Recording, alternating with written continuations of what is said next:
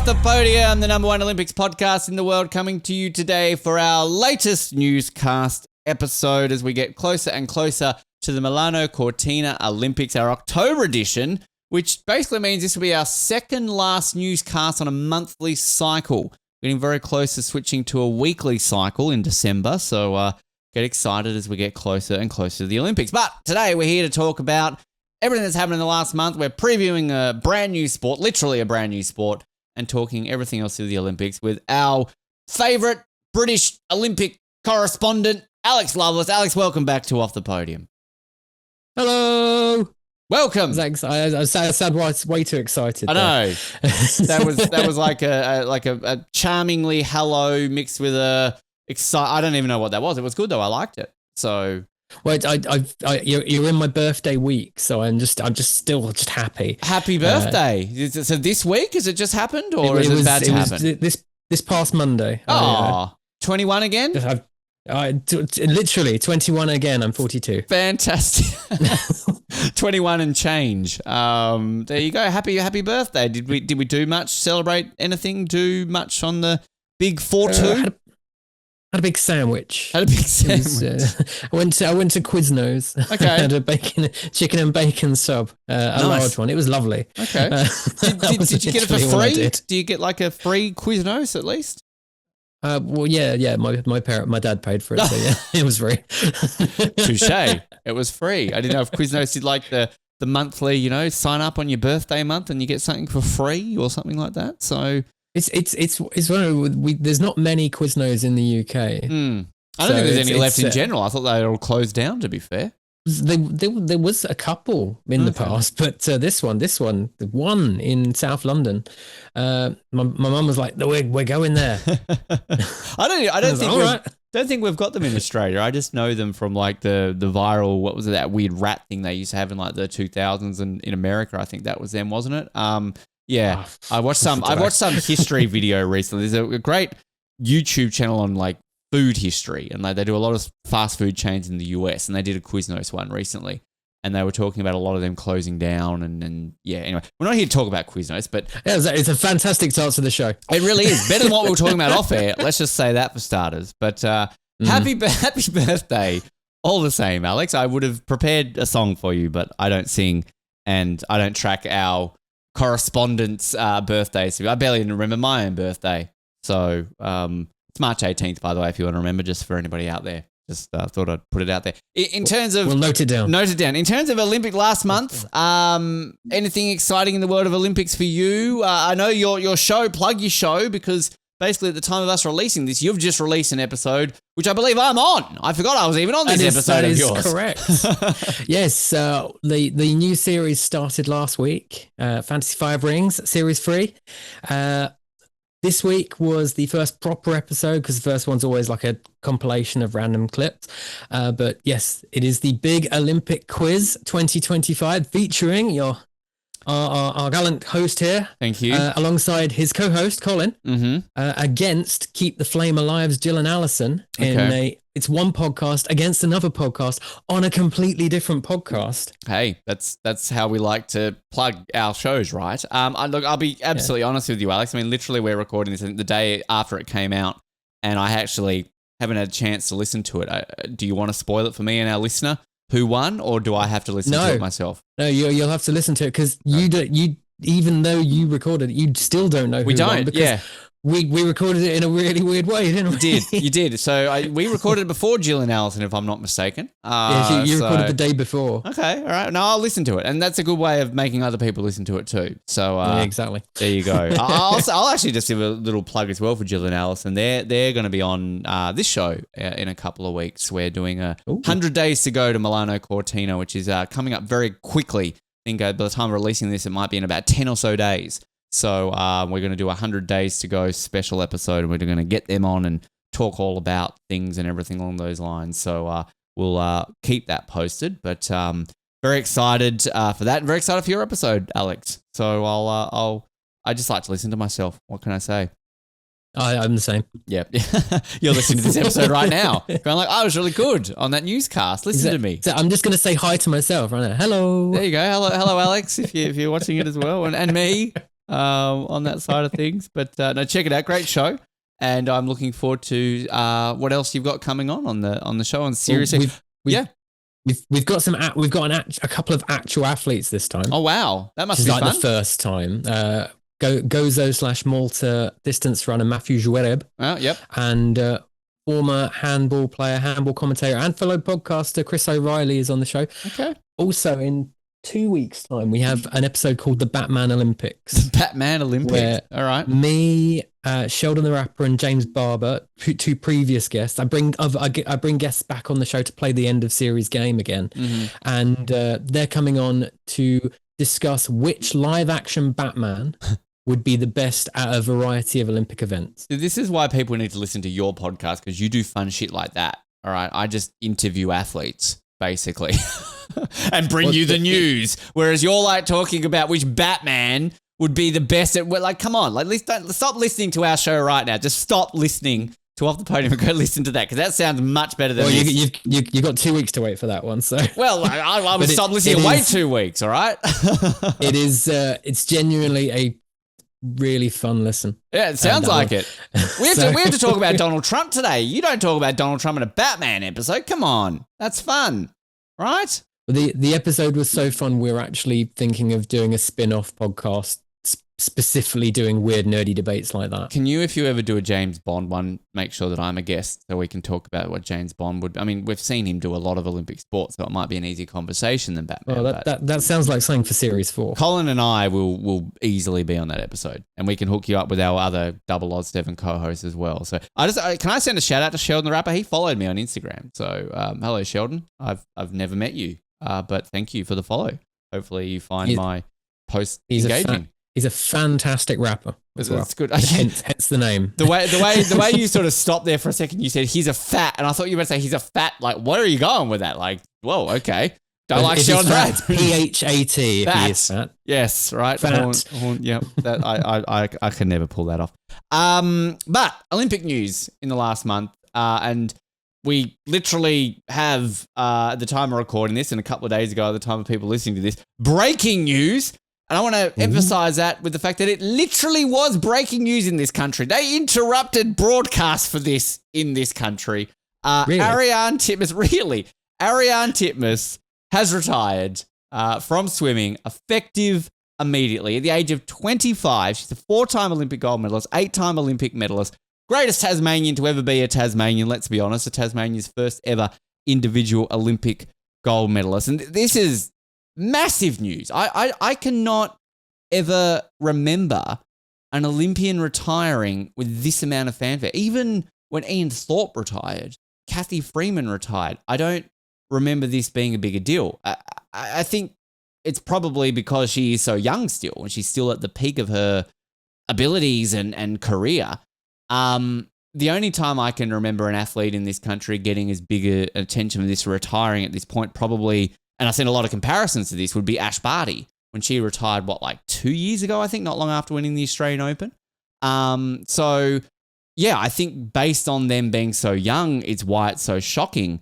But, yeah, you even were mentioning to me off air, Alex, that you discovered that a prominent British Olympian had retired, but that was even lesser news at Ariarne Titmus. I mean, Devon Haru, our good friend over at CBC, he was sharing news from a Canadian perspective. I've seen American news of this, basically. So this is not even Australia. This is global news.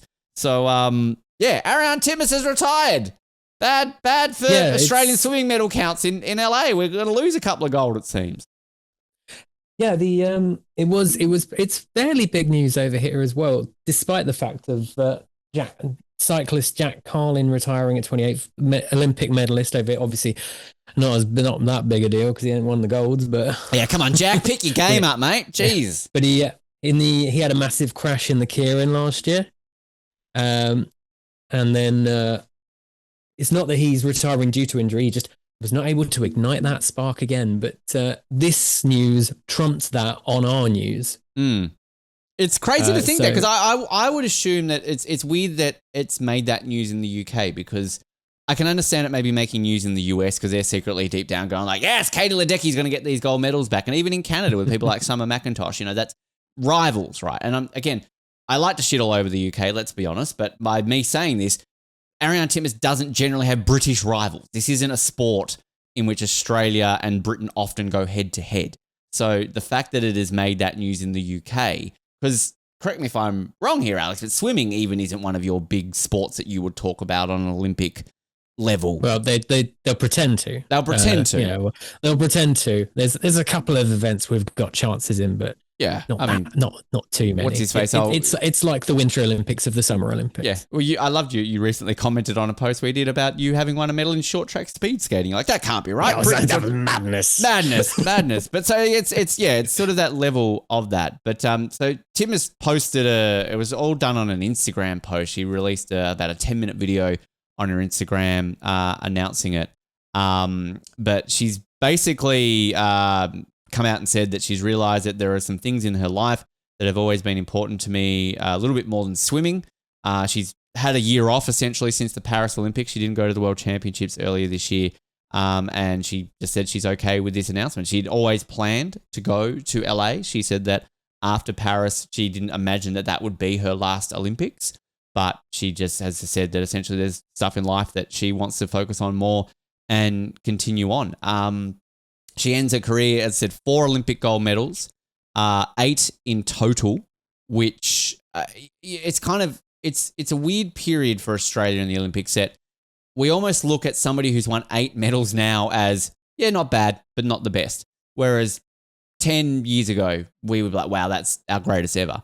And admittedly, you look at our all-time Olympian medal winners in total, until a few Olympics ago, that would have been the case. But so, I guess, spoiled have we been recently for success that, her achievements are dwarfed by other people. But 8 in total, which if I do my quick calculations by the Ben Waterworth level of total medals rather than gold, would put her in equal, 5th overall on our overall medal table, if we count 8. So she, alongside Dawn Fraser, Kate Campbell, Petria Thomas, Susie O'Neill, and Molly O'Callaghan, who it's hard to believe that she's already won 8 Olympic medals. So only behind in terms of total, Kyle Chalmers, Liesl Jones, Kaylee McEwen, Ian Thorpe, and then, of course, Emma McKeon well and truly out on top.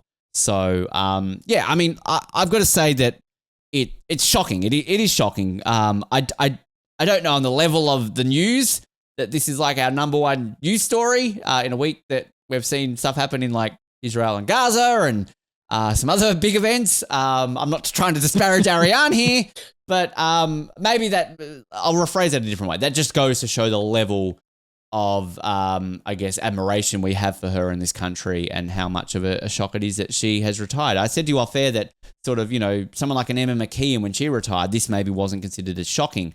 But I guess in hindsight with Emma McKeon, she'd been going on, that was her 3rd Olympics in Paris. She announced that well and truly ahead that Paris will be my last Olympics. It was done in a different way. Even Ian Thorpe, I remember when he retired, that sort of came off the back of a long period of injuries. I remember, pulled out of the Commonwealth Games in 2006 very suddenly. So when he eventually announced that he wouldn't be going on to Beijing, it was a shock, but at the same time, he'd been sort of out of action for a while. Whereas, I think the comparisons between Titmus and Ash Barty are very on point, because Ash Barty had just won the Australian Open. She'd become the first Australian female to win the Australian Open, I think at that point in like 40 years, the first Australian male or female to win the Australian Open in that period of time. It was a very big fucking deal when she won that Australian Open. And then it was, a month or 2 later that she announced her retirement, and she might have even been younger than Ariarne Titmus. Maybe she was like, I've won that kind of like pinnacle. Yeah. I don't need to do anything. Maybe it's kind of like that with her. It's a weird thing, because I guess we always have this notion of an athlete that you're young and you have such success that you're going on to have such an amazing career. I mean, Thorpe is a classic example of that. He was 16, 17 in Sydney. He's winning world championship medals at 15. This guy's going to go on to his 30s and won like 30 gold medals. You know what I mean? But I think there's that level of admiration I can have for these athletes who, as you say, step away at the peak of their powers, because they're always going to be revered and they're always going to have that what if around them, and it's not to take away from these athletes who go on to a point where they're not winning medals anymore and you sort of that. I mean, I'm going to put it in a Formula One comparison. I look at someone like a Nico Rosberg who blew everyone's minds when he won the world championship and like a week later retired. But he's always going to go down as someone who, well, what could have been? Could he have defended his championship? Could he have won more? You never know. And he always said, like, my one goal in life was to win the world championship. I achieved that. I've got nothing else to achieve. Whereas you've got other people who are all about the record. Michael Phelps is all about the records and good on him. But yeah, it's that level, isn't it? That you've got that confidence and that satisfaction in yourself that you're like, 4 Olympic gold. That's fine. I'm 25. I've got more Harvey Norman ads to film. Like, I'm good. Let's go. I did have a look into this just to see, and it did mention that she had surgery prior to Paris last year to remove a tumor. Mm-hmm. With that sort of thing, would it be possible that she's just reevaluated things after during the time off? Absolutely. I can't imagine that doesn't play a factor. And I mean, we've seen that recently with Jess Fox, very similar situation where she's had a tumor removed and she's withdrawn from the recent World Canoe Slalom Championships in Australia. I think that we as people in the media, people who are fans, we have a lens of these people as athletes, as machines, as beasts, as amazing human beings that can go out there and do things we can only dream of. And they're national heroes, international heroes. But they are still human beings. They still have lives. They still have health things to look at. And it can make you question things, I guess. And I'm not here to speak on Ariarne Titmus's behalf, but I can't imagine discovering you have a tumor of any type, be it non-cancerous or cancerous at the age of 24 at that point. That's not something that all of a sudden might not make you think, well, this could have gone a different way. So, I think 25 is young. It's ridiculously young, and she's achieved so much.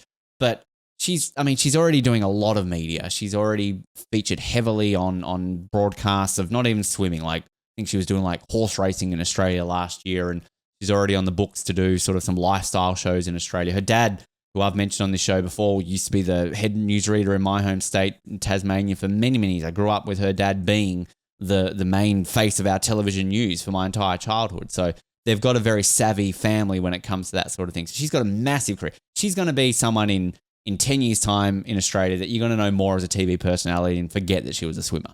That's basically where she's going to be. It's kind of like I don't know if you know who Todd Woodbridge is, champion Australian tennis player. One half of probably the greatest doubles pairing in tennis history, in men's tennis history, behind the Bryan brothers, if you're familiar with them, Todd Woodbridge. And he's now a television host. He's hosting game shows and has just been announced as like one of the anchors of the Olympics next year on Channel 9. And I think a lot of people now know him as a television personality, not this amazing tennis player. So, there's a similar thing in this country. He's Gary Lineker, if you know him. Of course, absolutely. He was playing football up until 1992, and then slowly evolved into first as a guest, like a pundit or a guest on quiz shows, and then he hosted our like premier football show, Match of the Day, for 25 years, and like everyone knows him as a TV host. Now he does a podcast. Yep. There's so many people like that. But I see that for Ariarne. I think she's definitely like, as you see with a lot of athletes when they're kind of winding up their career, you can tell the media is where they're going. I mean, Kate Campbell, I think, was fucking doing that shit before she was even in the pool, let's be honest. But it sort of comes to that point where she's got that going for her. She's obviously got some great endorsements in her life. I joke about the Harvey Norman sponsorship, but I mean, I can't imagine she's on a pretty healthy retainer and contract with them. So she's set for life. She's one of the real success stories. When we get athletes on the show, and we often talk about the whole level of people assume Olympians are millionaires who are amazing. I mean, they are amazing. That are amazingly wealthy. That's what I'm trying to say. Ariarne Titmus is in that category. She is set for life, and rightfully so. And that's also, I guess, the level of swimmers get in this country versus I look at, say, an Andrew Hoy who has won one less Olympic medal than Ariarne Titmus in his stellar career, but as an equestrian athlete, he's maybe not as such a household name. So, again, not disparaging Ariarne Titmus, but shocking. It is shocking. Like, I don't think I woke up this week expecting, one of our greatest current athletes to be hanging up the goggles. So, we're getting a lot of congratulations out there. But yeah, we wish her the best. And who knows, maybe we'll get her on the show one day. She's always on our list, of course.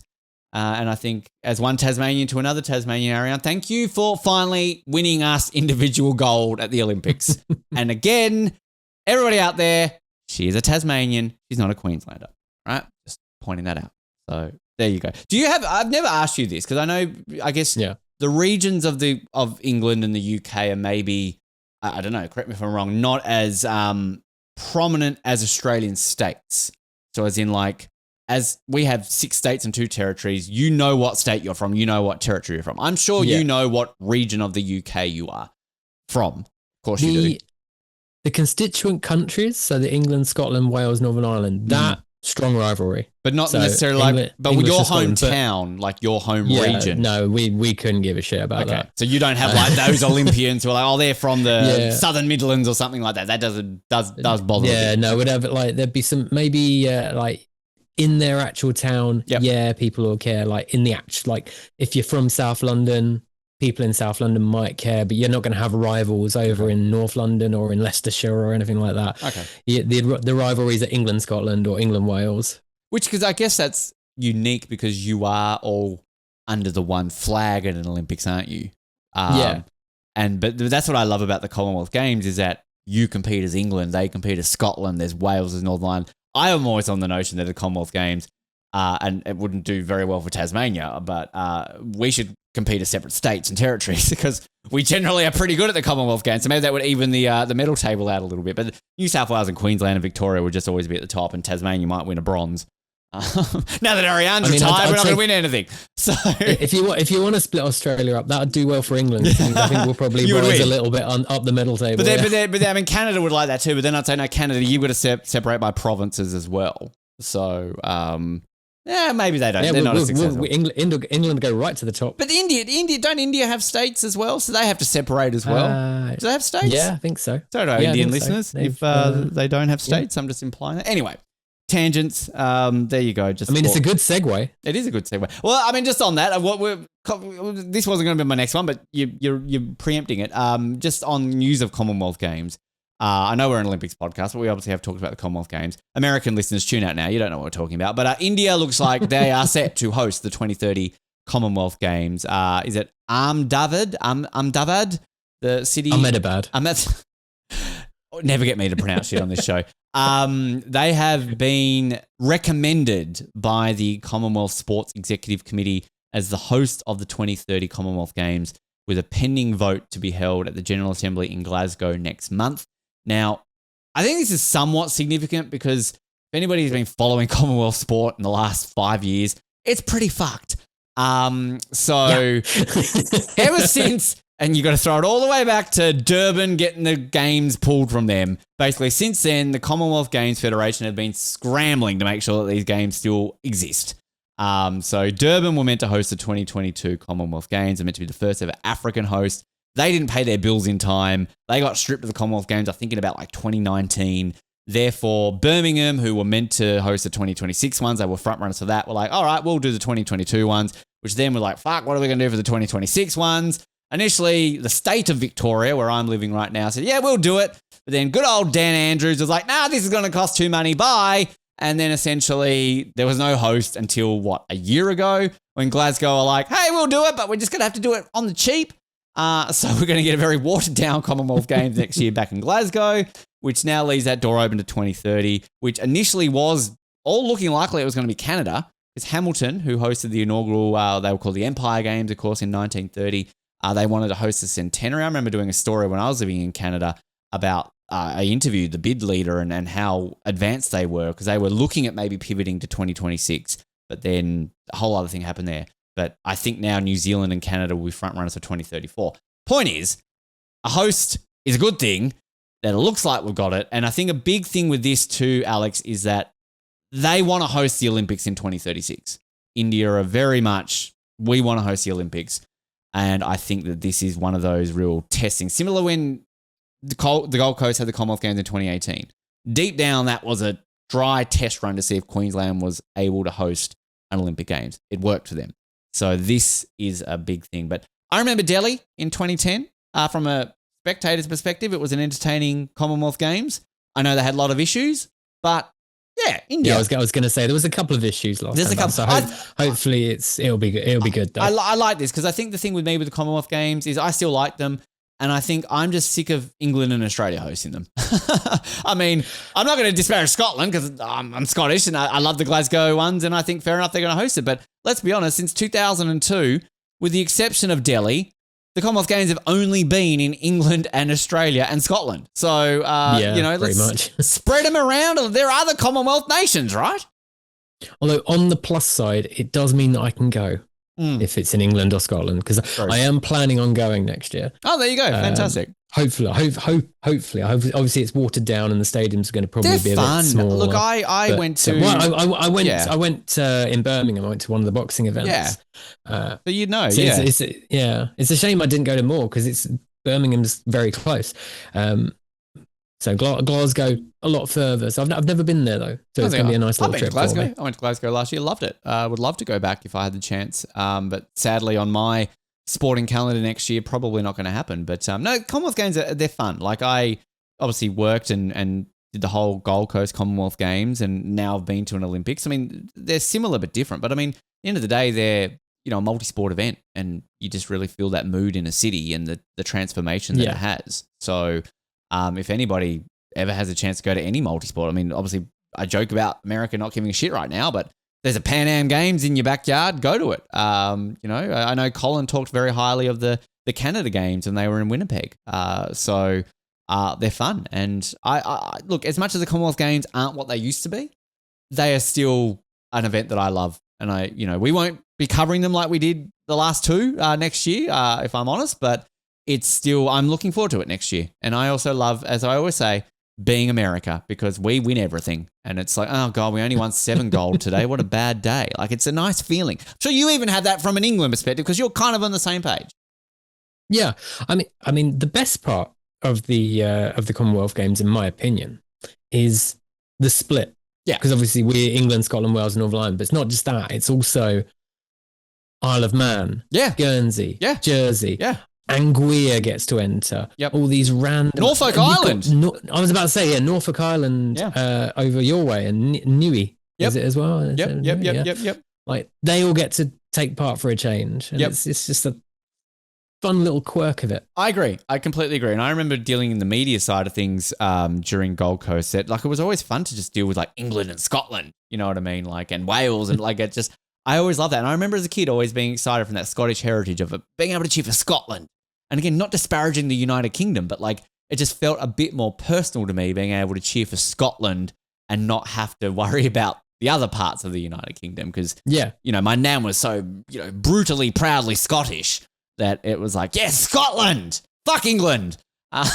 So hello to all our English people, including one on the show. But I agree. So India 2030.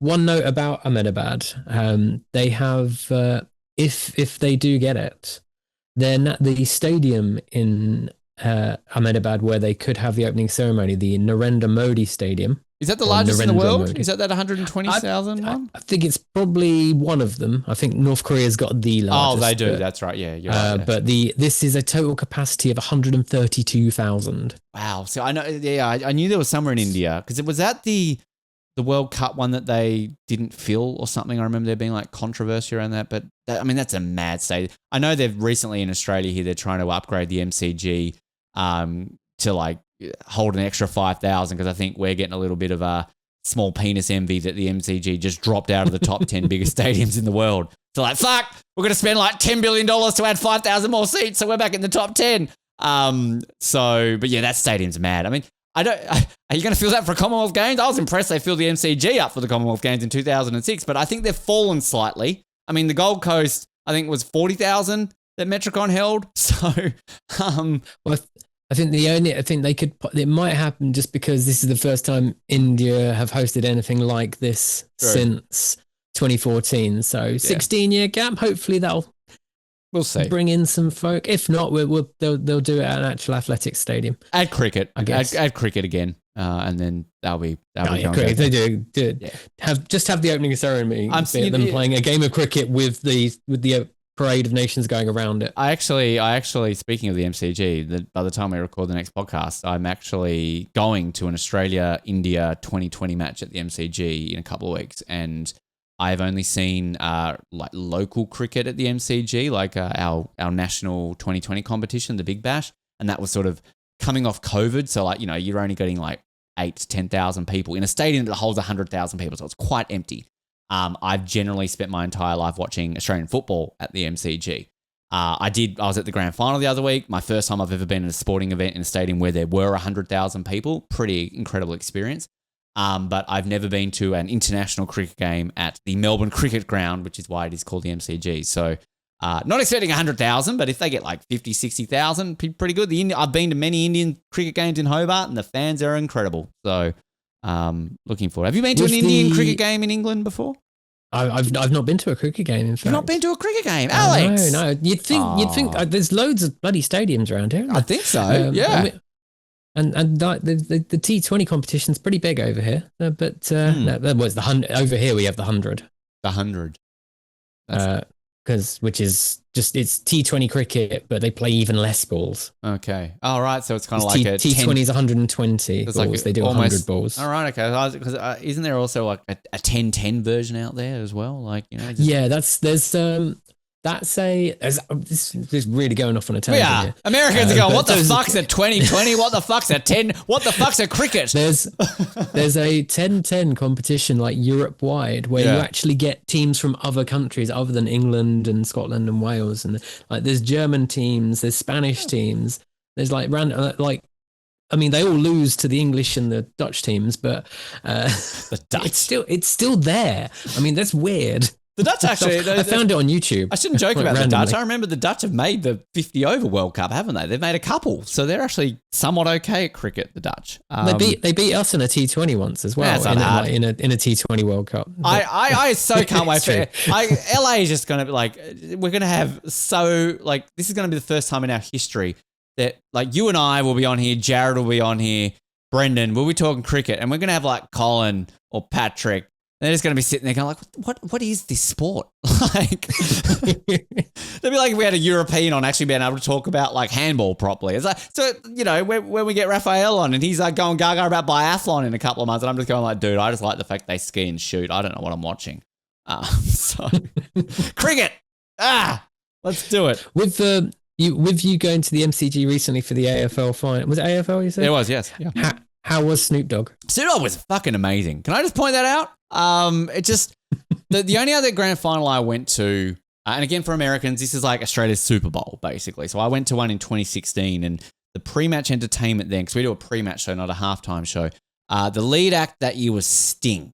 Now I have nothing against Sting, legendary singer, cool, but he did like 3 songs, and it was pretty shit because he had 2 other. He had an Australian band called The Living End, and I'm sure you've heard of Vance Joy. He had that one song, Riptide. I've heard of Living End. You've heard of Living End. There you go. The Living End are great. They were better than Sting. No one remembers Sting did that. So that was my experience. So Snoop Dogg was like incredible, and I got a pretty decent seat in the nosebleed, so I was front on, and he went on for like 20 minutes, and the crowd was going off. It's a sport in Australia to rip into the AFL Grand Final entertainment. It's like the thing I love doing on AFL Grand Final day is going to the trashy news sites and was it good or was it bad? Oh, good. Oh, bad this year. Good, bad. Like Katy Perry last year. Good. Meatloaf. No, look up Meatloaf at the AFL Grand Final. You'll see one of the worst live performances in sporting history. But Snoop Dogg, brilliant. And I even went as far. Snoop Dogg released AFL merch. So he released like an AFL-inspired jacket and an AFL-inspired T-shirt. I dropped $50 on a Snoop Dogg T-shirt. I'm not the right age, the right demographic to wear Snoop Dogg merch, but I don't give a fuck. It was cool. So, no, Snoop was great.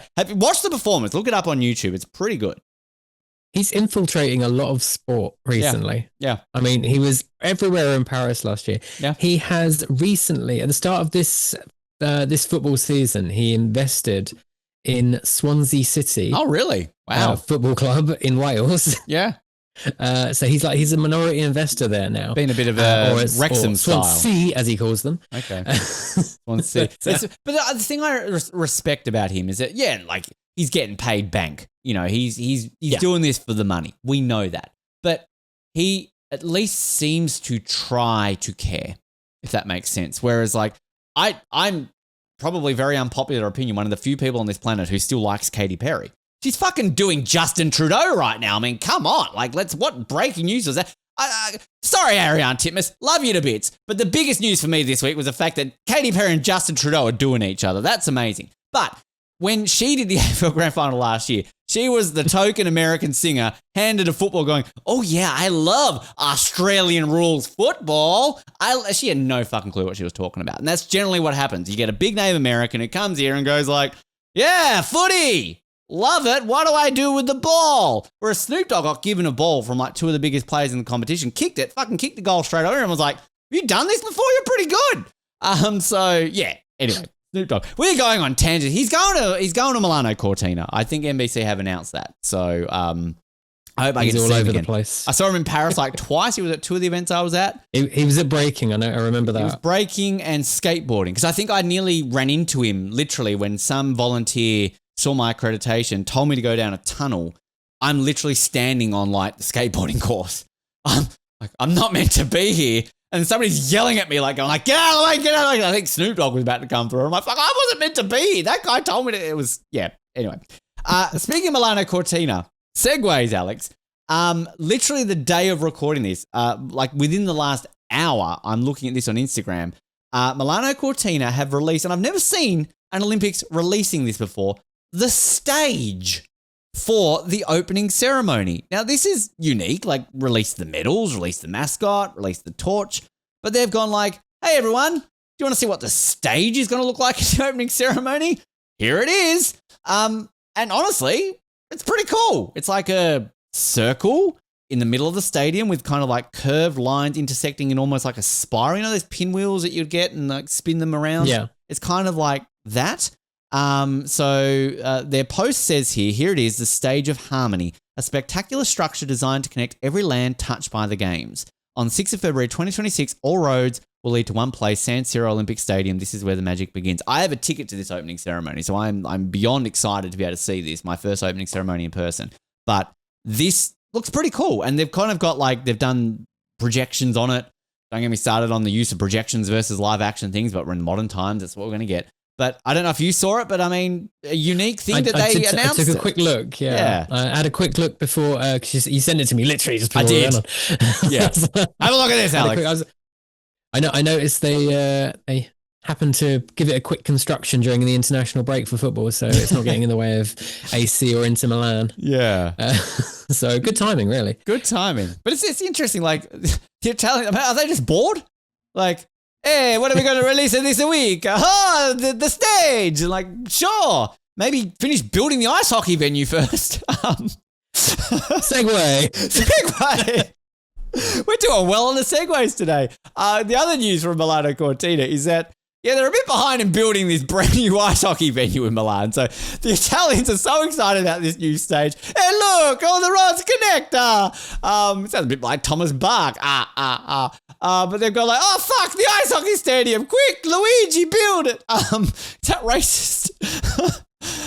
Maybe it's not racist. What's the other word? Ignorant is probably stereotypical, probably bad. But yeah, that's the word. Yeah, the other one. Apologies to the Italians. You can throw some pizza at me when I'm there. They haven't built it properly. So the Milano Sant Giulia. I've got that correctly? That's the one. There we go. Ice hockey arena, this 16,000 seat brand new venue for the ice hockey during the games, is a little bit behind. They were meant to be having a test event in December, but apparently it's not going to happen. And they're a little bit worried, people out there, that they are not going to be able to use this venue until the first day of competition when they drop a puck in the women's preliminary round on the 5th of February. Now, it wouldn't be an Olympics without a venue being behind. So, I mean, sure. But they've got another venue that they're using there, a smaller venue, which I think has already, been there for a long time in Milan. But I'm an ice hockey nut. I'm going to this. I'm going to watch them there at this venue. But concerning or just standard Olympic construction cycle that they might not have something ready in time? Pretty standard, isn't it? Yeah. I mean, I'm looking at a picture here. I don't know how old this photograph is, and I'm looking at it on The Guardian, but I mean, right now, looking at that picture, yeah, they've got a lot of work to do before February 5th. So I'm hoping this is a very old photo. Have a look. It's like still a skeleton with like dirt around it. So if that's the level it's at right now, then good luck for February 5th, 2027, maybe. Yes. Yeah. So they've got 3 months to get that built. Yeah. Yeah. But anyway, I mean, it's obviously a big deal for ice hockey at these games because first time NHL players will be there since 2014. And as of now, no one's pulled out. So that's good. I think we're about this point maybe before Beijing until the NHL were like, nah, we're not sending you. So I'm still a little bit nervous that they're not sending NHL players. But yeah, exciting that it will be back. But yeah, they'll get it done. You know, that'd be fun. They'll have it. And actually, the random NHL news in Australia, not really Olympic related, but I think it's kind of tied to Channel 9, our Olympic broadcaster. But they randomly announced this week that for the remaining 20 weeks of the NHL, I mean, when I say remaining, the NHL season literally started within the last week. They're going to be showing one game live on free-to-air television on a Saturday morning in Australia for the remainder of the, like, this is unheard of. Like, they show live NFL, I think, early in the morning on one of our channels. They don't show live NBA, which is massive in this country, on free-to-air in this country. And, of course, baseball. So it's very random that they're showing NHL, but I think it's Channel 9's way of doing a bit of weird, subtle promotion for the Winter Olympics. So I don't know what sort of NHL coverage you would get in the UK, but as a mad ice hockey fan, that's groundbreaking for the sport in this country. I just want to say that. So I commend Channel 9 for doing that. We don't get much. I think one of the TNT Sports over here covers it, but that's one of the pay to watch channels. I don't think it's on any of the free to air channels. Yeah, no, we definitely have the pay to. We only have baseball. Yeah, no, we definitely baseball and American football. Well, I mean, American football. You're probably going to have a London team there at some point. It seems the NFL want to expand to London. How many games are you getting there a year now? Like 5, 6 games, NFL games a year, aren't you? Yes, we get quite a few. I know they have them at Wembley and the Tottenham Hotspur Stadium. Yeah, I know. And they're playing a game in Melbourne next year. The opening round, they're playing an NFL game at the MCG here next year. So that's a pretty big deal. Interestingly, yeah, you're getting a Serie A football game. We are next in Perth is. Yeah, it's Perth. Between they had AC Milan and Como, because they had a friendly. Was it one of the Roma teams might have come here about a year or so ago in Perth. But yeah, we're often on the summer tours. I saw Wrexham play the other month. And then, Manchester United will come here every so often. Liverpool came here once, and they'll do it. I think Real Madrid had one of the record highest crowds at the MCG for a friendly they played here once. I was tempted to go watch Manchester United the other year because they're my team, but at the same time I'm like, I'd rather just go see the real thing at Old Trafford one day than see a exhibition game where the Wrexham game I saw was not that special. They played my A-League team, so I was more into the A-League team than Wrexham. So I was like, oh yeah, I'll go watch a Wrexham play. Why not? So anyway. Was that Victory or City? Victory. Oh. Alex, come on. Season starts this week. Time of people listening to this. I'm going to the opening game this week. I've got my membership now that I live in Melbourne. So let's go Victory. We've lost the last 2 grand finals, so let's lose 3 in a row. You've got a new division over there as well, haven't you? Yeah, they're doing the way our football in this country is divided. It's sort of you'd almost consider it a rival league, but it's sort of hoping to be connected. But yeah, don't get me. I worked for the A-League, Alex. It's fucked. Let's be honest. So not in a good state, our domestic game in this country. Donald Trump. Let's bring him up because why not? He is during the Terrible week. State. Terrible state. Segue. Donald Trump's done a Donald Trump this week and threatened to pull the Olympics from LA because he's basically on his little tangent about all these cities being death traps and hellholes and crime-ridden cesspools in America where he's wanting to send the National Guard at any given point. And during the week, he's basically added both LA and Boston to his shit list. He's saying that Boston could lose World Cup games next year, as well as LA hosting the Olympics because of safety issues. Now, he was speaking at an event with Argentinian President Javier Milei, visiting the White House, and basically somebody asked him about a street takeover in Boston recently. There were police officers attacked and a police car was set alight. and whether that will have concerns ahead of the World Cup. And Donald Trump, in Donald Trump fashion, was like, we could take them away, referring to the games. And he said, the mayor is not good. She's radical left, and they're taking over parts of Boston. That's a pretty big statement. And I believe on that side of things, FIFA have come out and basically had a statement about that during the week. But then he sort of said in regards to the Olympics, that he said, if I thought LA was not going to be prepared properly, I would move it to another location if I had to. On that one, I'd probably have to get a different kind of permission, but we would do that. Now, Donald, I know you're listening to the show, Mr. President. You're you. I'm not getting involved in US politics and forming an opinion here, but I do not think that Kirsty's going to literally get a phone call like, hi, Mr. President, Kirsty Coventry, how you doing? Yeah, good, thanks. By the way, LA's shit, we're going to move the Olympics. I don't think Kirsty Coventry's just going to be like, oh yeah, cool. Does St. Louis work for you? Like, I mean, no, it doesn't work that way. Maybe it did in 1904 when St. Louis stole the Olympics, but no, Donald, no.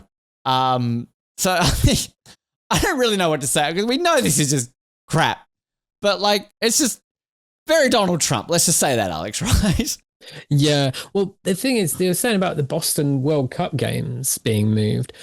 The Boston World Cup games aren't actually in Boston. They're in Foxborough, which is well and truly on the outskirts. Apparently about 40 miles away. Yeah, it's very, very American NFL stadium. So if you know anything about your stadiums in America, they love their NFL stadiums in an empty parking lot about like half an hour out of your city.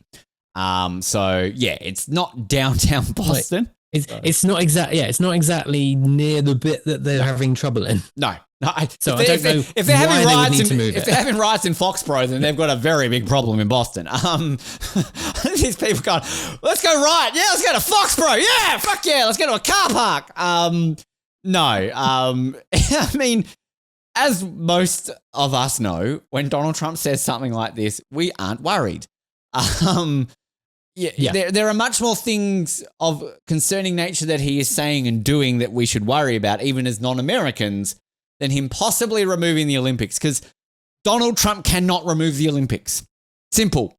I think Donald Trump could literally chain himself to SoFi Stadium and be like, this stadium is not great. I've seen greater. And the Olympics are still going to happen. All right. Michael Phelps is still lighting that cauldron. So Snoop Dogg is still singing in that stadium. So Donald, bless your comments, but no. You know what it is? He garnered a little bit of goodwill from the whole Gaza ceasefire, and he's thought, no, I don't like this. I need to get some more hate on my side. I just don't get him. So let's just say this. I just like he like this is he does such a big thing. He broke his peace, and then a week later fucks it up. Like, yeah, like, and you're wondering why you're not getting the Nobel Peace Prize. Like, you know, anyway, he could have Vladimir Putin and Zelensky making out live on Stephen Colbert. Peace is formed. And then the next day he'll probably fucking invade the UK and be like, Keir Starmer needs to go. We are invading London. Can we not tempt fate, please? Yeah, I think you guys would win. I know they've got a big military, but like, you know, they're not exactly led by someone smart right now. So yeah, but I don't think Keir Starmer's that popular either. I don't know anything about your politics to know anything about that. Albo's just in the background waiting for a phone call. A couple of things also briefly to touch on. Brisbane have broken ground on Victoria Park, where the stadium is going to be for the 2032 Olympics. And when I say break ground, they've literally started some geotechnical drilling, whatever that is. But it started during the week. Excavation of the site is expected to start formally next year. But the first bore, essentially. So if you know anything about construction, I don't, but that's a big deal. I've heard that word before because a lot of people say, God, off the podium's a bore. But that joke fell flat. But the point is, this technically begins the commencement of the stadium in Brisbane, technically, which means big news. It's actually happening. They're actually fucking building a stadium. Yay! So that's big news. I just wanted to point that out. The other one I wanted to touch on, because you reminded me about it off air, and I just wanted to comment on it, because any chance to say something about Lord Sebastian Coe. We talked about this, I think, at one point on a newscast that he had initially, I think in his presidency, talked about moving summer sports to the winter games to basically help the scheduling out of the Summer Olympics. Because it's like, the Winter Olympics don't have much on, so let's add some summer sports to the Olympics. He's at it again, Lord Coe. He's talked about adding cross-country running and cyclocross to the 2030 Winter Games in France. Now, we were talking a bit about this in the group chat. I know Jamie, Patrick, big advocates for this. I'm not disparaging cross-country running as an Olympic sport. I think fantastic. It should be an Olympic sport. Absolutely. We're about to talk about Ski Mo, and so many of these Ski Mo athletes are cross-country runners, and they've talked a lot about wanting this to be an Olympic sport. I don't know a lot about cyclocross to really comment on that, but it sounds great.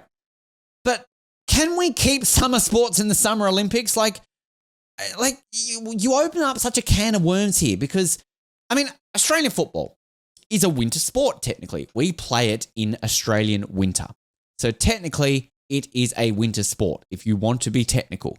But if you were to include Australian rules football at the Olympic Games, it should be a summer sport. It's an outdoor sport. It's played in stadiums. Like, I picture winter sports as skiing, as skating, as bobsleigh, as ice hockey, as figure skate, like sports that involve ice and snow.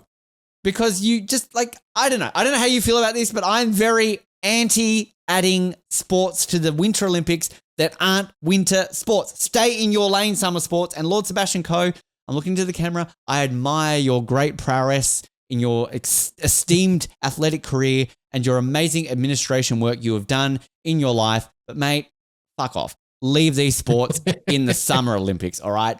If you've got an issue with the overscheduling of sports in the Summer Olympics and overhauling that, then you need to work on that separately with Kirsty, because maybe there's a reason why she got elected and you didn't. Anyway, Alex. I don't mind the idea. I don't think it's sensible. I think it's a silly idea, but I would enjoy watching it.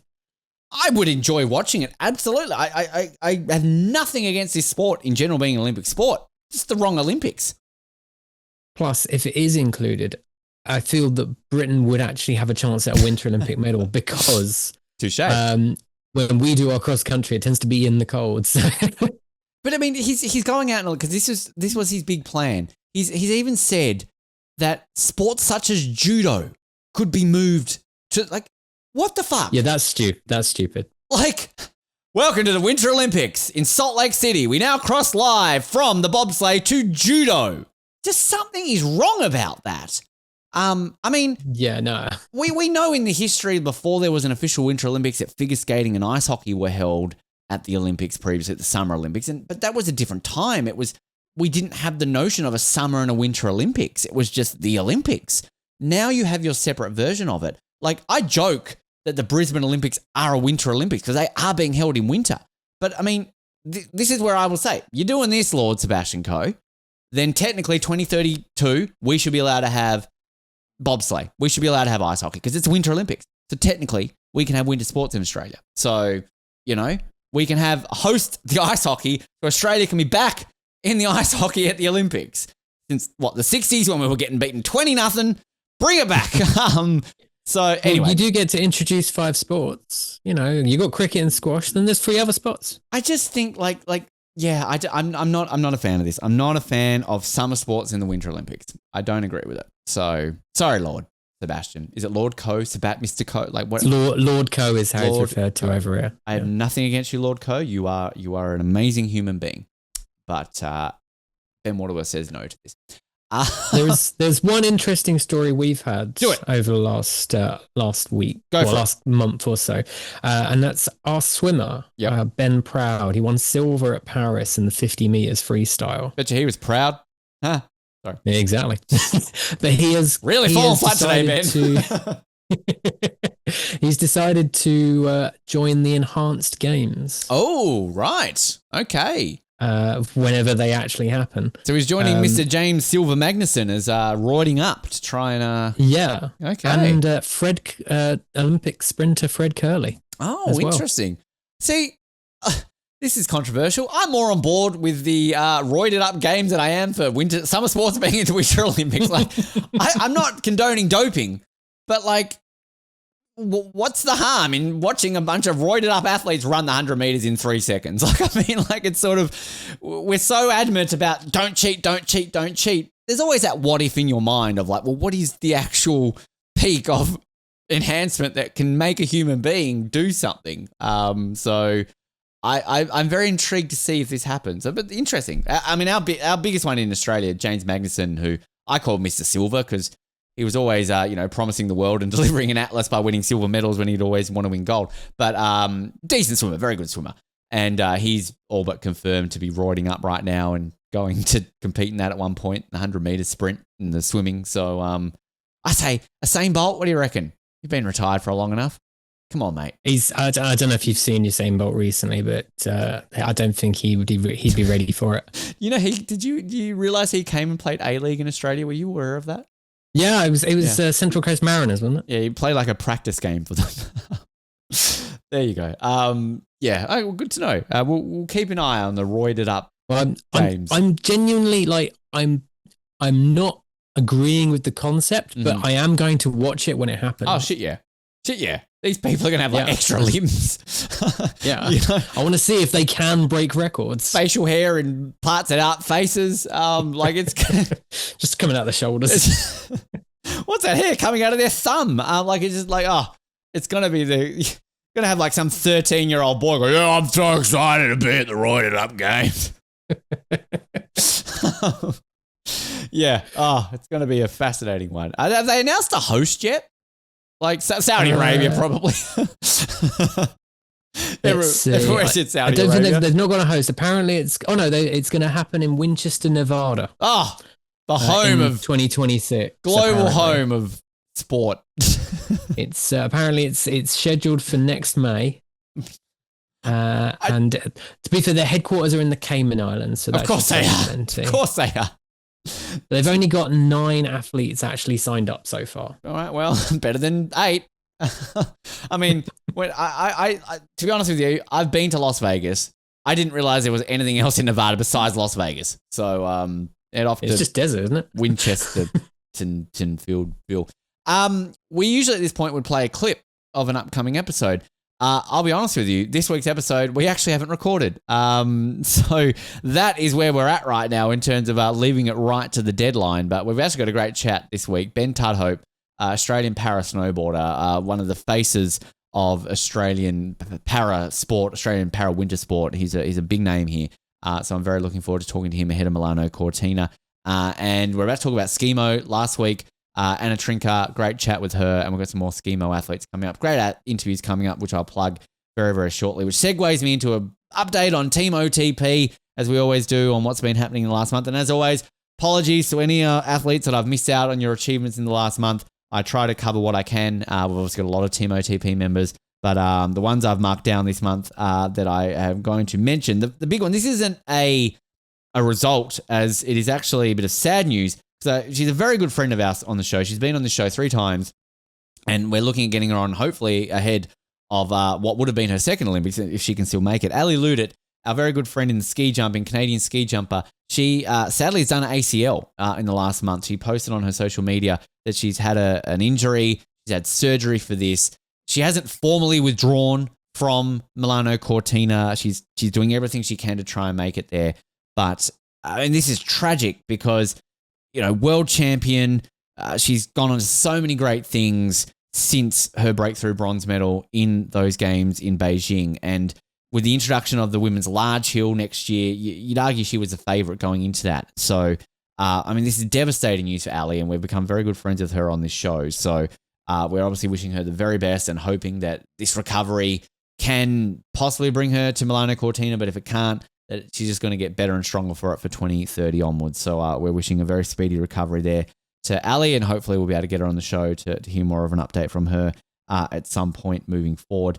On the Canadian aspect as well, congratulations to Aaron Brown and Brendan Rodney, who were part of the men's 4x100 meter silver medal winning relay team at the World Athletics Championships in Tokyo. So they achieved that. So congratulations to them. Also at those World Championships, Eleanor Patterson, Aussie high jumper, finished 5th in the high jump at the World Athletics Championships. So congratulations to Eleanor there.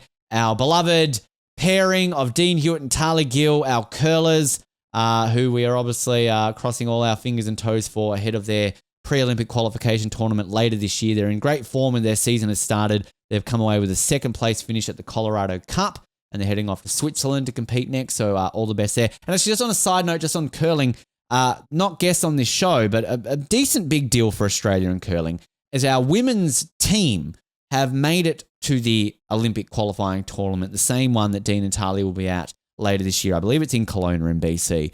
And so they had a pre-qualifying tournament recently where a bunch of non-qualified countries basically fought for spots to attend the pre-Olympic qualifying tournament. And essentially, Australian women's team has made that.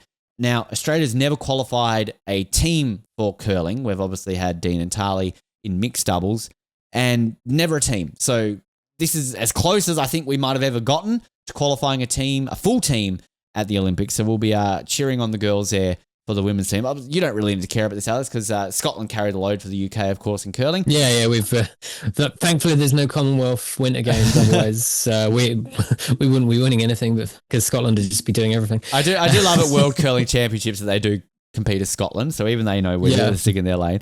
But no, we obviously keep an eye on that when the win, because that's a pretty big deal for curling in Australia that they've made it to that stage. So, and New Zealand in the men as well, they're also in that tournament. So a shout out to our neighbours on that side of things. How many spots are available? I think mixed doubles, I believe it's 2 and might be 3 in the teams. If it's not 3, so New Zealand and Australia can qualify then? They could. Yeah. Look, if I'm being completely honest with you, probably realistically not based on who are the other teams they're going up against, because you have a lot of sort of the countries who maybe were on the cusp in the World Championships who would be the favourites to get those spots versus these countries who are coming up through the lower ranks. But on the mixed double side of things, Dean and Tali are very much amongst the favourites to qualify through the same tournament they qualified through the last time. I mean, they should have qualified directly, but they won a bronze at the World Championships this year, but it was the quirks of the system and the points-based system that essentially, I think it was because USA beat another country and the way the points carried over, they missed out by this much of directly qualifying. So when I caught up with Dean, he sort of said that it was a very weird emotional moment for him and Tali that, they're so thrilled that they've won a bronze medal at the World Championship, but it's also disappointing that they haven't directly qualified for the Olympics and they've got to go through another tournament. So, fingers crossed. I'm not saying it's impossible, but I think the fingers are crossed. Yeah, fingers all crossed on all levels for both Dean and Tali, and of course also for our women's team going there. And the World Para Athletic Championships were also held in the last month. And I know I recently mentioned Noelle Lambert. She had qualified and she also got married. So she's now Noelle Lambert Byrne, if I'm pronouncing that correctly. She got a bronze in the T63 women's long jump at the World Para-Athletics Championships, which I'm not mistaken is her first ever World Championship medal. So massive congratulations there to Noelle. Very, very happy for her in that side of things. And also, shout out to our good friend Ryan Medrano, who also got a medal at the World Championships. He got a silver in the T38 100 metres behind his long rival, Jaden Blackwell, of course, we spoke about in that interview. And good news for the UK in that event, Thomas Young got the bronze in that event there. Woo! So I will say that. And I should have mentioned that in the event that Noelle got bronze in, the great Vanessa Lowe took gold in that event for Australia. So there you go. Congratulations to all of those athletes and to anybody else who I haven't mentioned on our Team OTP side of things. Things are obviously going to be ramping up soon. We've got the world, the time of recording these, people listening, the World Triathlon Championships are in Wollongong also over the weekend, and Matt Hauser on the cusp of getting that World Championship. He's leading the standings, so hopefully by our next newscast, I can say that he officially is the world champion. If you're listening to this after the weekend, he might have already done that, so it might sound dated, but we've obviously got all fingers, toes, and everything crossed on that side of things. Also, fingers crossed for Alex Yee. Alex Yee, yes. Don't beat Matt, though. Sorry, UK. Wearing the green and gold hat. Ski Mountaineering, sports preview time. I don't know if this is the easiest one we do or the hardest one we're doing, because as I always say at this point, the Winter Olympics are easier to do because we've got less sports to cover, so we can do one per episode. But we're doing the brand new sport. For the first time since 2002, we have a brand new sport at the Winter Olympics. And the first time since 1998, it's an actual new sport that has never been at the Winter Olympics before. You chose ski mountaineering, Alex. First of all, why did you want to do skimo? I was thinking that myself earlier today when I was doing the research. What the fuck about this? I think it's because when you put it out there, it's like no one else is going to pick this one. Like, there's going to be no arguments with no one is going to say no, I want that one, because no one knows it. No one does. It is a mystery. It's a mystery event. And until a couple of months ago, I knew absolutely nothing about it outside of it. Oh, that looks cool from what I've read about it. But since then, I've interviewed a very large portion of skimo athletes. As I said, Anna Trinker was on last week. We've had Arthur Whitehead. We had Maximilian on before, who we'll talk about in just a moment as well. And if I'm being honest with you, I think I've interviewed every single skimo athlete in the world over the coming months. So you're going to get a lot of skimo athletes on this show in the coming weeks on Off the Podium. But it's a fascinating sport to look up, because it's sort of that line where it's new, but it's not. So I think when we spoke to Max Trion, I sort of brought up that, this is a pretty new sport. And he was sort of like, well, no, actually, it's one of the oldest sports that are out there. And I think that the history of this sport does go back centuries. But I think in terms of the modern competitive nature of it and the fact that you've got a global body that is then pushing it to become an Olympic sport, that is where it's quite new.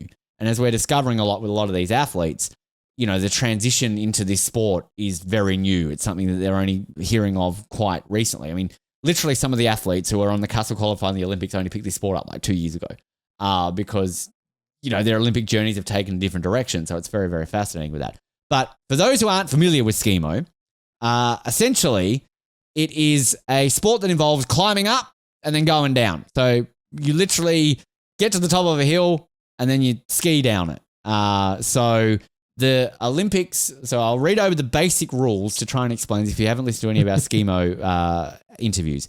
So during the Milano Cortina event, it will be the sprint race format, which there are many different formats of ski mountaineering, but the sprint race is what we're going to be seeing at the Olympics next year. So it consists of an ascent and a descent. The ascent has 3 stages. Athletes begin the race with skis attached, then remove them and place them on their backpacks to tackle a set of steps. The final stage involves a further ascent on skis before the skins are removed with a descent to the finish. There are various elimination rounds in the lead up to the final, which medals are awarded. The normal duration of the race is around 3.5 minutes per heat. Now, you've watched a lot of this. I've seen a lot of this. And through what I've discussed with the athletes, essentially they're going up a course. There's a set of steps that they've got to climb.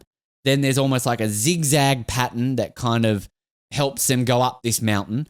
And these skins that they're talking about are amazing. Like, so many of the athletes on this show have described them that back in the day they used to be made of like seal fur, but these are like these super grippy skins that attach to skis that basically allow you to walk essentially on snow. And then you get to the top, you change your skis, you've got a backpack. Skimo athletes love their backpacks. These are like the little fancy things that they've got, backpacks. During the Olympics next year, we're going to play a game of what's in this athlete's backpack, because it's going to be fun. And then they basically ski down a hill and get to the finish line. And in the sprint format, 3.5 minutes, done. And then the relay, which is a mixed relay, is essentially about half an hour, I think you told me, essentially on that side of things as well. So it's fascinating, because I was picturing this more of like a cliffhanger style, climbing up a mountain, pulling them up like rock climbing before they go down. There are versions of skimo that do that, but for the Olympics, we're not seeing that yet. So on that, like, from what you've seen and what you know about this, does it excite you more now that you've done research to kind of visualize? Because I honestly feel that this has got potential to be one of the blockbuster highlights of next year, because it looks pretty fucking amazing. Yeah, I'm looking forward to it now. The race, I for about an hour or an hour and a half before we recorded, I was sitting there just watching World Championship races from the recent World Championships this in March, and just the sprint race where you go uphill. I don't understand how they're doing. Yeah. It looks like it's going to absolutely knacker you out. Yep. Right. That's looks so tiring, and they're just going hell for leather up this hill. Mm-hmm. And then the whole taking your skis off and then walking up a steeper hill. Mm-hmm. before and put that's mad. It's madness to me, but it looks really like the speed is genuinely surprising. I think from memory, and somebody can correct me if I'm wrong here, but through my research and some of these interviews, that the athletes in skimo have, if not the most, or some of the most, is it like aerobic capacity, biggest out of any athletes of any sports, like, because they've measured that capacity of their lungs, and based on what you're saying, the way they've got to climb up and the speed and everything they're doing, like the capacity of a skimo athlete's lungs is among the biggest, if not the biggest, of any athletes that have been measured by scientists. And it is insane to watch the levels that they are climbing of this and how fast they are going. And that blew my mind when I discovered that these sprint races are 3.5 minutes, because you picture somebody climbing a mountain and then going down it, taking a long time. But this is where, going back to when we're talking about cross country, so many athletes in skimo are cross country runners. They have come across from running in mountains where obviously you need to be trained a certain way. But we're also discovering, and I'm going to talk about an Australian athlete in this very shortly, that a lot of cross country skiers are able to transition into this sport, because as we know, cross country skiing, you've got to obviously have that very big lung capacity. It's a very grueling, draining sport. So it is fascinating to see the levels that these athletes are going to, because then even the downhill part at the end, you know, it is now officially a fourth skiing discipline alongside Nordic, freestyle, and alpine, because, you know, that last leg is almost an alpine discipline. It's almost the downhill or the slalom. And the first half is basically very much a Nordic discipline, you know, combining that level of it. And I know a lot of people have discussed the course in Milano Cortina as being very freestyle, that it's almost like a slope style course of how it is and how sort of, you know, they've got to navigate different objects along the way and the speed and everything going there. So you've almost going to have this, you know, triple, you know, merging of the three current skiing disciplines of Nordic, freestyle, and alpine into this new discipline. So yeah, it's going to be so fascinating to watch. The objects, you're saying there that the course will have objects in the way on the downhill bit, like to jump on. That might make things even more interesting, because what I found watching it is that as soon as you get to the top, if you're the first one to go downhill, you've basically won the race. Mm-hmm. I don't. When I say objects, I don't think it's going to be like, you know, dodge a giant. Well, you know, but it's sort of. Yeah. I think it's the contour, the nature of the course that they've likened it to ski cross. That there are going to be areas where maybe there is going to be like a bump, and they've got to like go like. It's okay. Yeah, I think it's sort of something along those lines. But yeah, from what I've seen too, it is very much like, because I mean, I can't think of many sports, or literally any sport, where you have got to, like, you know, the saying, it's all downhill from here, right? Like, it's easy. You get to the top, you know, it's all downhill from here. Like, this is the only sport I can actually think of where you've literally got to work your ass off to get to the top, and then all of a sudden you get to go down there. And I joke with these athletes, like, that must be the easy part, right? Like, you've fucked yourself over. You're so tired that, it's all downhill from here. But obviously there's still a challenge to that part, because you got to stay on your 2 feet and you got to ski fast, get to the end. The important part during the races will be the transitions between taking your skis off, putting your skis back on, triathlon and then base. The bit where you take the skins off the skis. Yep. When they're doing the sprint race, they literally are doing it while wearing the skis, so they have to jump. To take the skin off and make sure they get it all off in one go. Yeah, it's very similar to, like, if you watch a triathlon, like the transition where if somebody is, you know, getting out of the swim leg into the run leg or the bike leg, and, you know, they fuck up the transition, you know, changing a shoe or getting on a bike, or like, it can cost you time, and it's vital in a 3.5 minute race. You know, seconds are crucial. And the transition during the mixed team relay that I was watching earlier, that, like, because they have to put the skins back on. During that race. They do two legs, don't they? Isn't it like the It's similar to the mixed walk relay from Paris, except they're the same. It's the same distance each time. But they go up one, go down one, then go up a different bit, and then go down again, and then change to the next person. But when they go back down, they've got to put those skins back on, and that's obviously going to take a bit of time to get it exactly right, because you've got to get that. Like, it's quite thin, and to get that exactly onto your ski in the right place is surely that you've got to be good at doing that as well as skiing, as well as downhill skiing. I've like many of the interviews you'll have me heard say it, and still to say it, is that I've likened it a lot to when sport climbing came into the Olympics, because it's almost like let's just try this out and see how it goes, and then I feel it will expand. So we're seeing that with sport climbing. They did the combined event in Tokyo, then they separated it into the sprint and the lead and boulder event in Paris, and then we're seeing in LA they're separating into all three, which is what the sport climbers wanted, because that's what they compete in. You know, you shove a sprint athlete in a boulder athlete, it's not the same. So there's a lot of skimo athletes who are of that similar page, in that, you know, while there are sprint specialists, there are a lot of people who are maybe into the vertical race, which is a completely different type of race. So they're hoping that this will just be a bit of a taster. Let's shove 2 events in there and then we'll see how it goes. Which, back to my whole criticism of Lord Sebastian Coe shoving out the sport, like it kind of surprises me that they don't have that capacity to add more in, because it's the Winter Olympics. They've got so much space to add extra events in. So it is surprising in a way that they're only just starting off with this slowly. But again, testing the waters, let's see how it goes.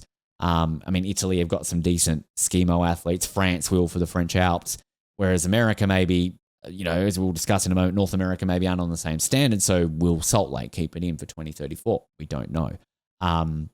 But yeah, so the Ski Mountaineering for Milano Cortina will be held in the same vicinity where the men's alpine skiing will be held at. So at Stelvio.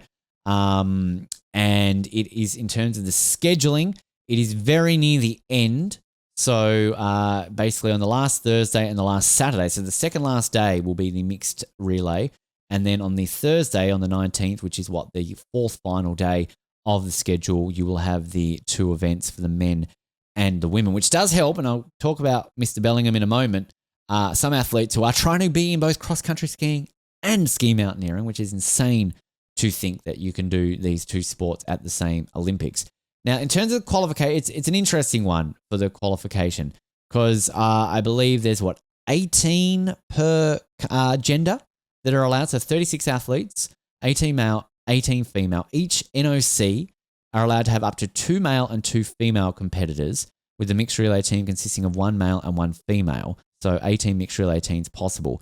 And how it basically works, so it's a bit complicated, but it sort of comes down to your continent and then quotas and a lot of these things that make it tricky for some continents versus others. So the UK, for example, you ain't going to have an athlete in skimo because you're Europe. Yep.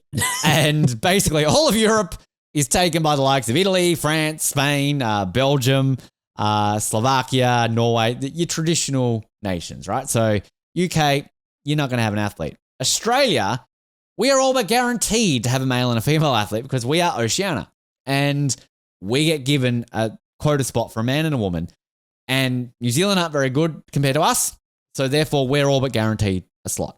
But then you go to North America, where they are obviously classified as one. And so you would assume that, you know, America and Canada would each have a spot, basically, but no, they've got 1 quota spot for the entire continent. And not taken away from Mexico. I'm sure if you've got some great skimo athletes out there, but I actually, in general, I think it's America. So this also encompasses South America as well.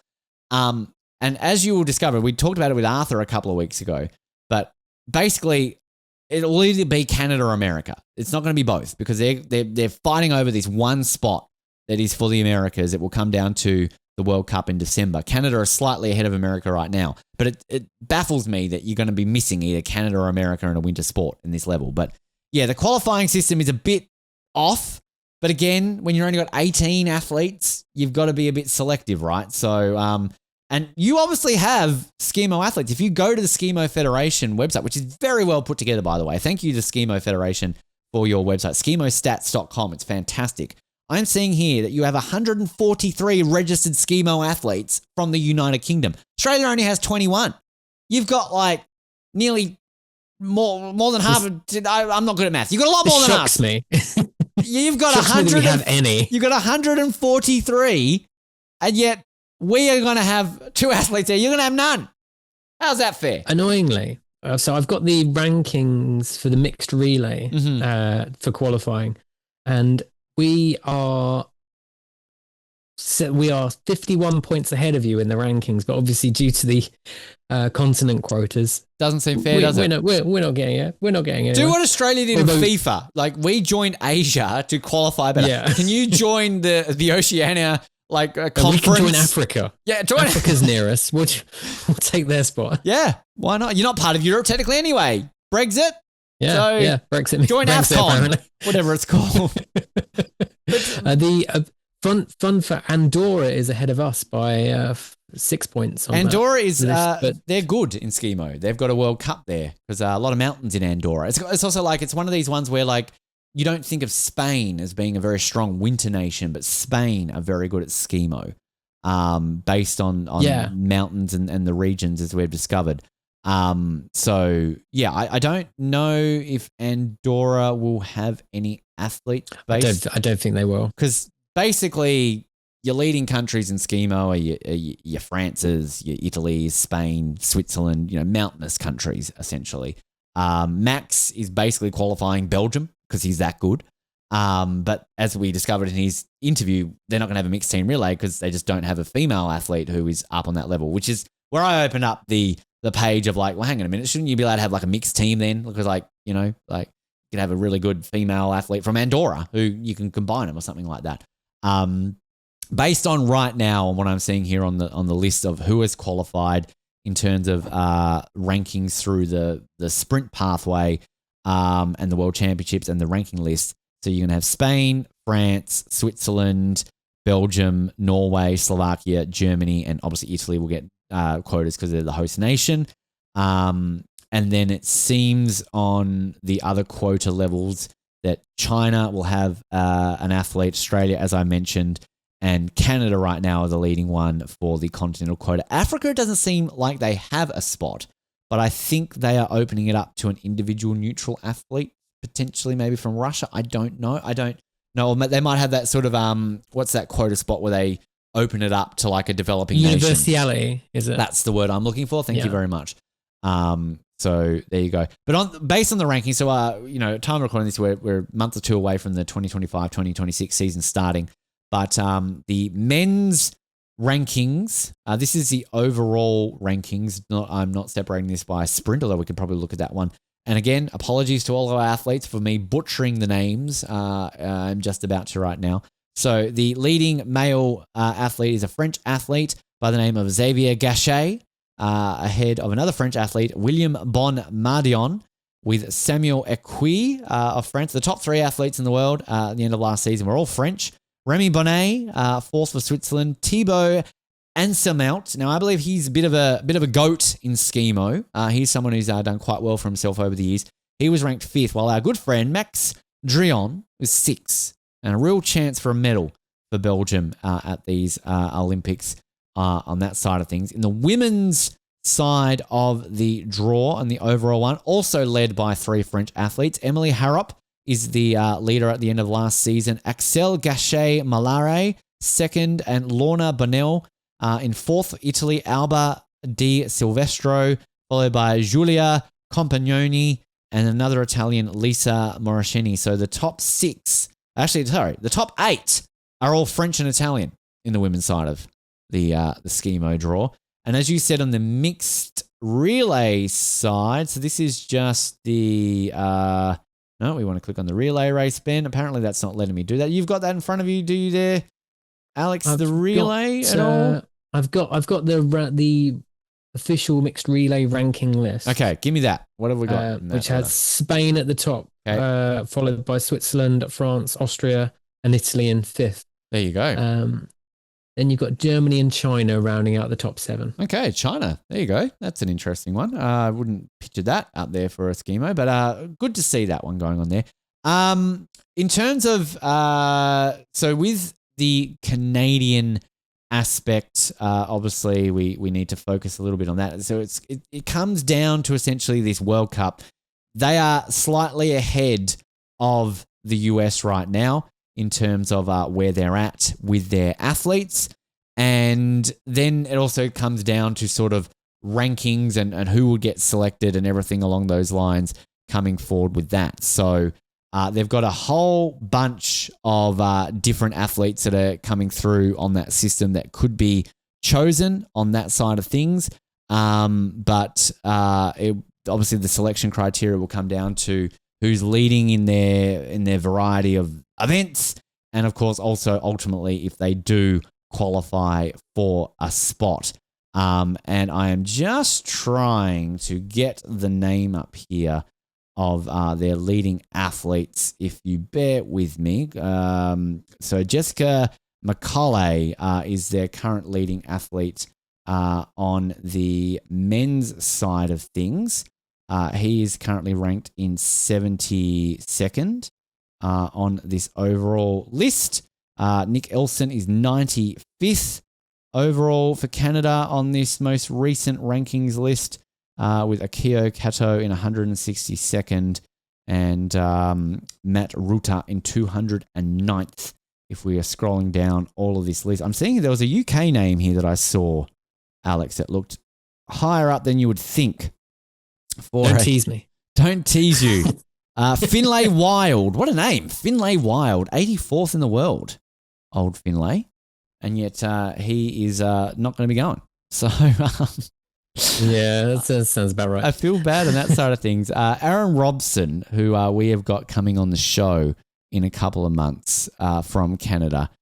He is ranked 794th in the world, but I believe his relay prowess is quite good, that he's on the cusp of making the team based on his relay ranking.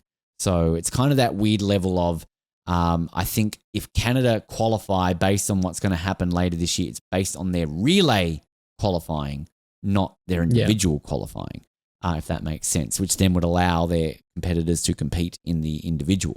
So it's sort of that quirk of the system, really, is it? Yeah. On the Australian side of things, a lot of Australian athletes we've got coming on the show, as we had said, we had Anna on last week, but the two I want to emphasize, and this is not to take away from all the other Aussies that we're going to have on the show in the coming weeks, but the two that are right now in the box seat and look to be our two Skimo athletes, we have Lara Hamilton and Phil Bellingham. Now, Lara is gunning towards her first Olympics. She's great interview. We've got her on very soon, and an amazing athlete, an amazing guest, and gives a lot of great personality. But she has been going on the World Cup scene now for a couple of years, including getting a couple of top 50 events finishes in the sprint races recently. She did so in Switzerland earlier this year, as well as in Spain. So tracking well there to get a decent result for Lara on that side of things. But Phil Bellingham, now he's a name that some Australian winter sport fans may know. He is a cross-country triple Olympian. He's been to 3 Olympics in the sport of cross-country. And he is gunning for his 4th Olympics in cross-country and his first in Skimo. Alex, he is trying to become the first Australian winter Olympian in history to go to 2 sports in the one Olympics. He's Esther Ledecking at this, basically. We've had summer athletes in the past. I think you have to go back to the 60s when we had some athletes who did fencing and modern pentathlon at the same Olympics, but never a winter athlete. We've had athletes who have done 2 different winter sports in separate Olympics, but not the same Olympics. And Phil is, I just want to say this right now, all but a short of a spot in Skimo. He's basically our number 1 Skimo male athlete. He has got that spot, essentially. He's fighting for a cross-country spot. But I've interviewed him. His interview will air a little bit later in the year. And he sort of discussed that if it happens, he will be able to do both, because the cross-country event that he wants to do is like in the first week. Then he can travel to the second one. There is another cross-country event that he would miss by doing the mixed relay, but he said it doesn't bother him. He'd rather do the mixed relay in the Skimo to not let his teammate down.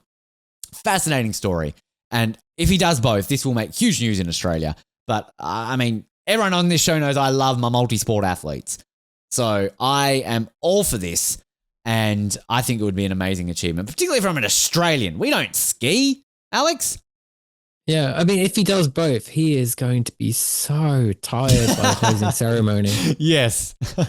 I mean, in all fairness, the guy is used to doing 5 cross-country events at a single Olympics. So I think he's... What length of cross-country events he did? He did in Beijing, he was doing everything from the 50K all the way down to like the sprint, which, I mean, a sprint in cross-country is what, like 12K. But so I mean, that's a sprint. I'm falling asleep just thinking about that. He's like, I will say his interview is a great one. Phil is a character, so you will get a lot out of that. That's coming a little bit later this year. But I mean, just an outstanding achievement that would be. But I mean, even if he doesn't make cross country, he looks on course to be Australia's first ever male ski athlete alongside Lara Hamilton. So I'm so intrigued to see how this sport is taken on board in our respective countries. We are maybe the two wrong countries to be talking about this. But it's, I'm fascinated by it. Because again, it's been so long since we've had a brand new sport at the Winter Olympics. Yeah, I think that is the main reason it's going to get coverage over here. Yeah. Because it's brand new, it's never been seen before. That will give it some sort of TV coverage over here. Yeah. Despite the fact we won't have anyone in it.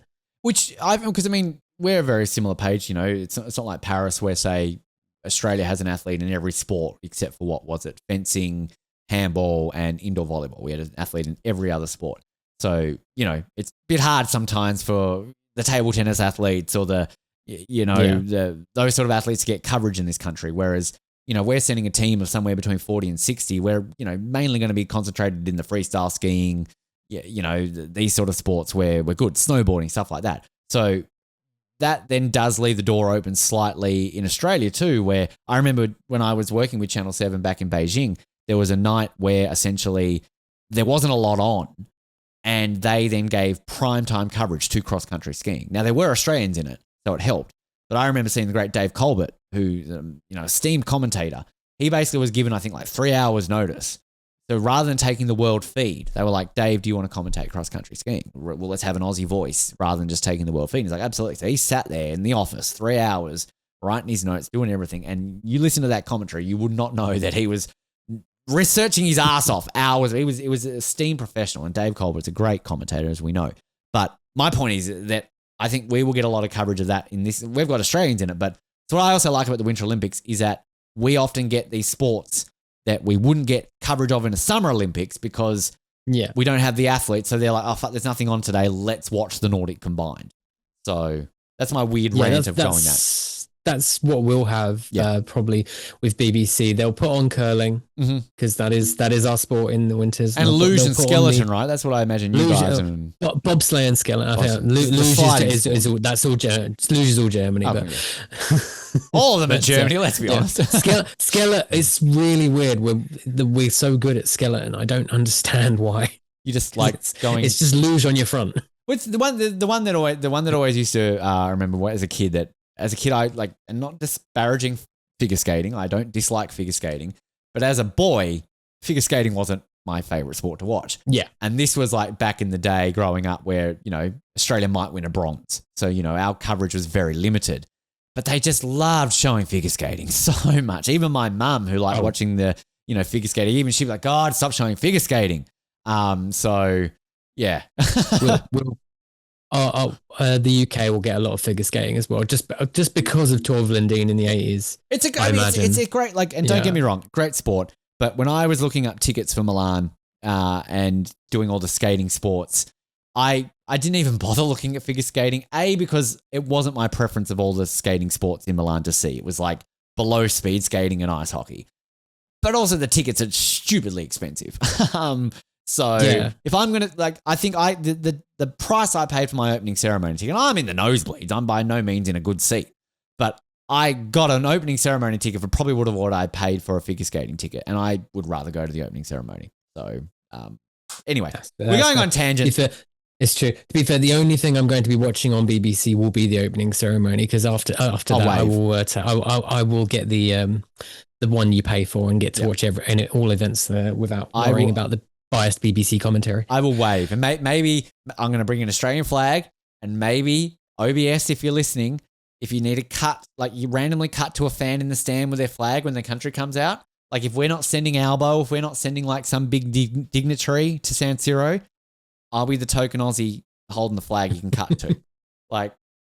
You'll just be in a sea of Europeans just like waving an Aussie mate, flag. I'm going to so many events where Australians aren't competing in. I'm going to bring my Australian flag to the Nordic Combined. You know I'm going to be that guy in the ski.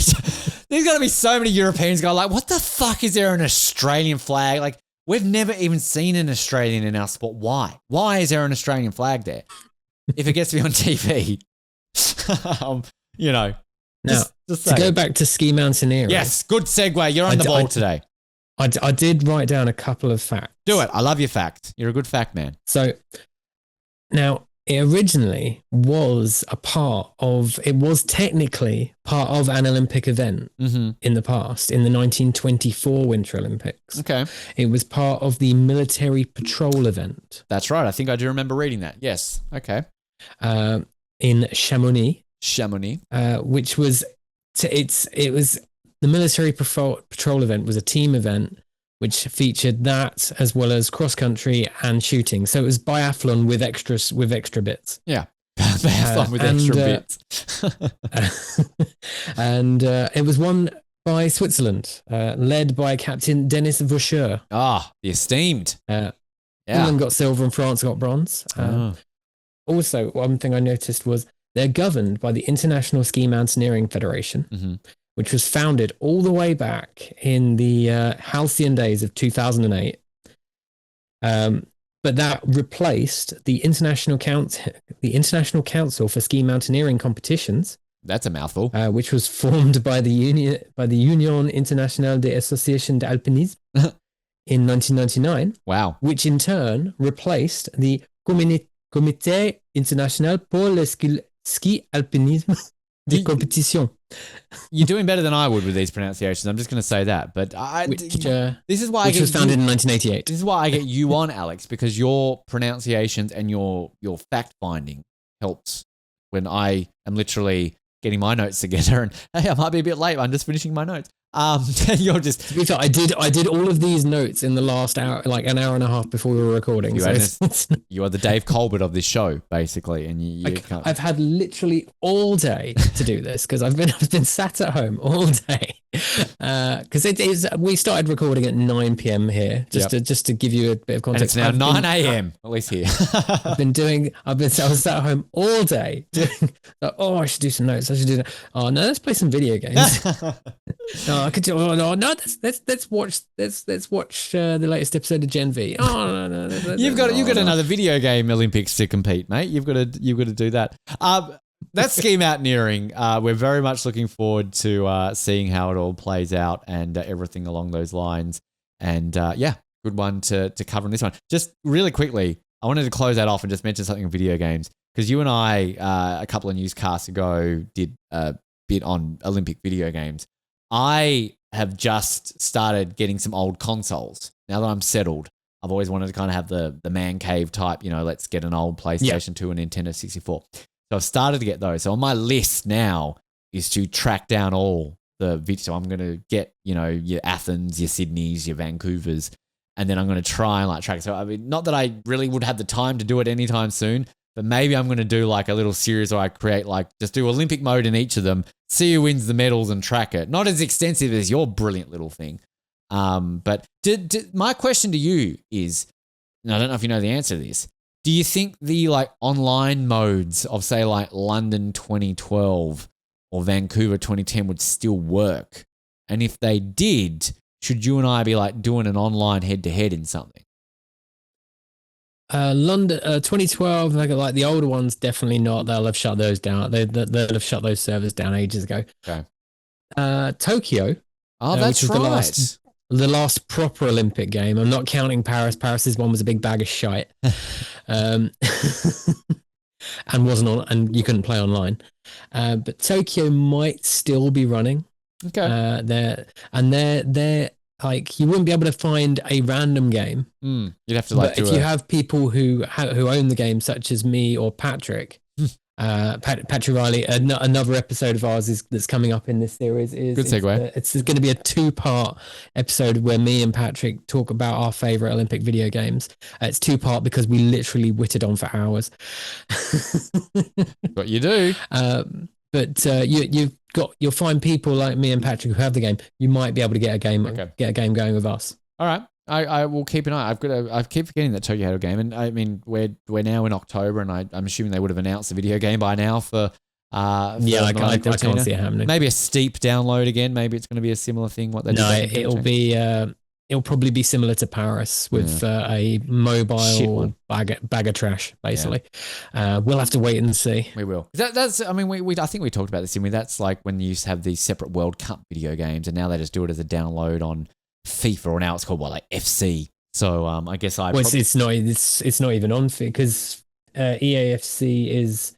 They kicked FIFA to the curb because they wanted to stop paying FIFA money. So now the World Cup doesn't even have an official game. Weren't FIFA meant to be producing their own video game anyway? So well, they've signed a deal with eFootball, or the former Pro Evolution Soccer, and so they do their FIFA E World Cup using eFootball and Rocket League. Wow. Now, so.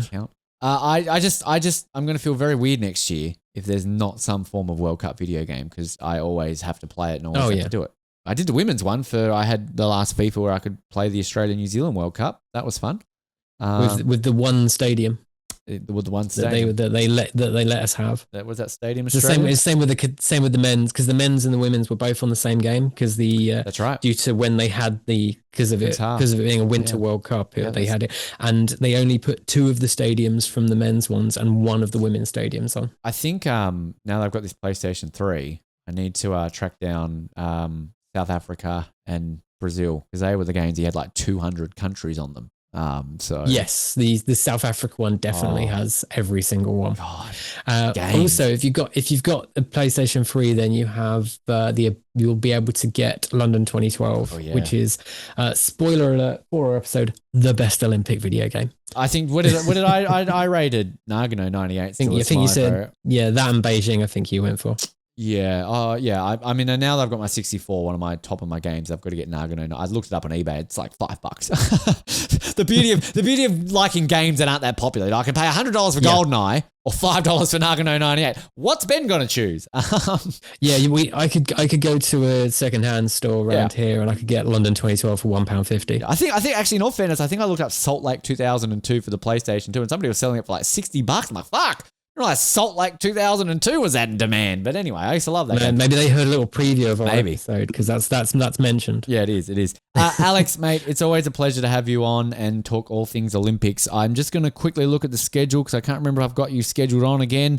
I think I'm around Christmas. We went over this, didn't we? I think we did, didn't we? Yes. I do. I have you the week before Christmas doing skeleton.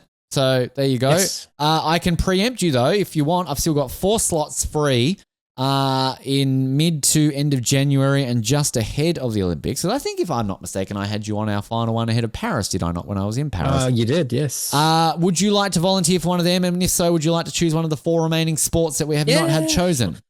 I always love coming on. What sports are left? We have bobsleigh, cross-country skiing, curling, and Nordic combined.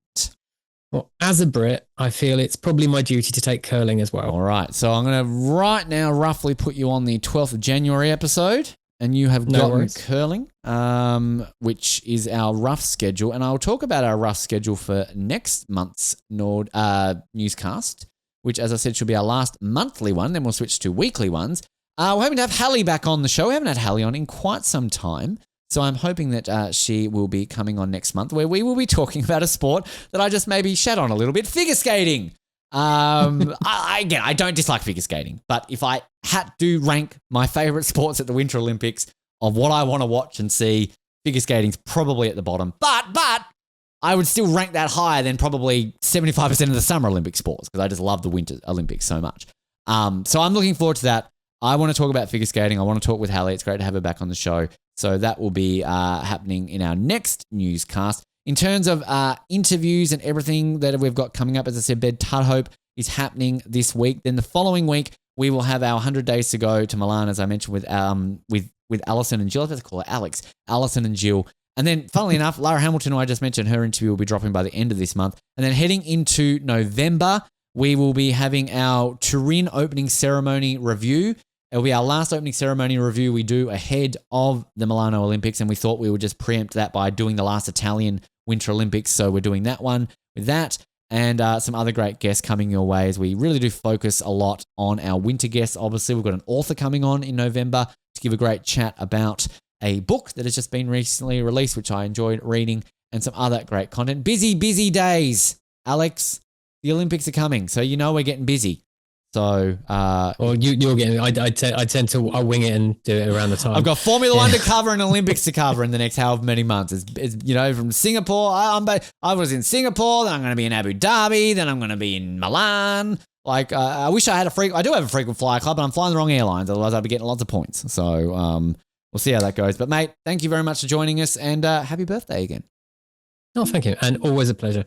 We will be back, as I said, on Friday with Ben. Until then, if you've enjoyed today's episode, my name has been Ben Waterworth, and if you haven't, it has been Noah Groves. Good night.